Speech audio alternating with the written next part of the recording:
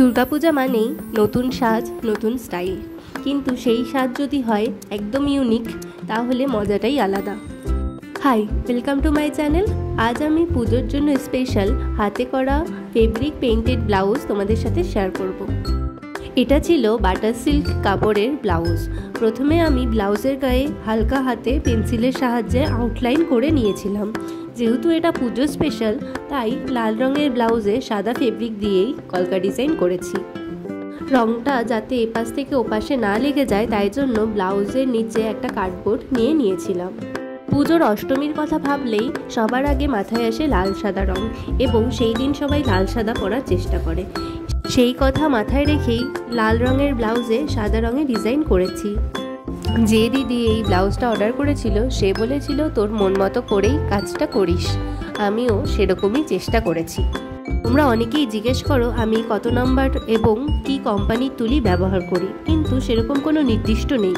যদিও বেশিরভাগ সময় আমি সোনাই কোম্পানির তুলি ব্যবহার করি, আর কিছু কিছু সময় ইন্দ্রনীল কোম্পানির তুলিও ব্যবহার করি। আর কোনটা কীরকম কাজ সেই বুঝে তুলির নাম্বারটা ডিসাইড করে নিই। বেশিরভাগ সময় 000 নাম্বারের তুলি বা 1 নম্বর 0 নম্বর তুলি দিয়েই কাজ করা হয়। একদম সূক্ষ্ম কাজের ক্ষেত্রে 4x0 তুলি ব্যবহার করি। প্রথমেই বললাম এটা পুজো স্পেশাল ব্লাউজ, তো নতুন কিছু তো থাকতেই হবে, সে কারণেই গোলাপ কলকা করার চেষ্টা করেছি। তোমরাও কিন্তু চাইলে বাড়িতেই এরকম পুজো স্পেশাল ব্লাউজ বানিয়ে নিতে পারো। তোমরা অনেকেই আমাকে জিজ্ঞাসা করো ফেব্রিক রং ধুলে উঠে যায় কি না, কিন্তু না, আমিও ফেব্রিক করা কুর্তি ব্যবহার করি, রং উঠে যায় না। মায়ের জন্যেও অনেকগুলো ফেব্রিক করা ব্লাউজ বানিয়ে দিয়েছিলাম, সেগুলোরও রং উঠে যায়নি। অনেকেই আবার বলে এই ফেব্রিক রঙগুলো নাকি উঠে যায়, কিন্তু সত্যি বলতে আমার কখনোই এই ফেব্রিক রং উঠে যায়নি। আমি যতটা জানি এই ফেব্রিক করা ব্লাউজ, পাঞ্জাবি বা শাড়ি যা কিছুই হোক না কেন, তার উপর ডাইরেক্ট কখনোই আয়রন করতে নেই।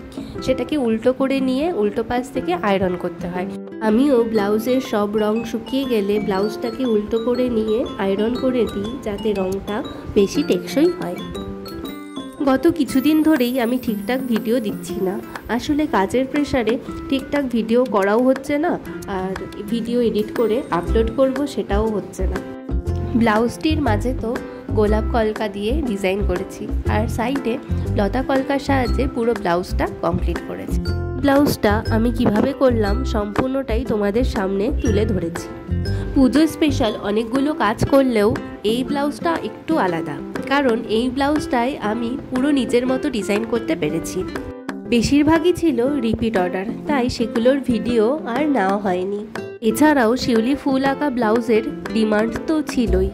তোমরা যে শিউলি ফুল আঁকা ব্লাউজটিকে এত পছন্দ করেছো তার জন্য অসংখ্য ধন্যবাদ। এই ধরনের ব্লাউজ কিন্তু শাড়ির সাথে পরলে পুজোর লুক একদম বদলে যাবে। সম্পূর্ণ ভিডিওটি দেখার অনুরোধ রইল। ভিডিওটি ভালো লাগলে লাইক শেয়ার করো, আর চ্যানেলটিকে সাবস্ক্রাইব করতে কিন্তু ভুলো না। পুজোর আর মাত্র কটা দিন বাকি, আরও নতুন নতুন কাজ আমি তোমাদের সাথে শেয়ার করব।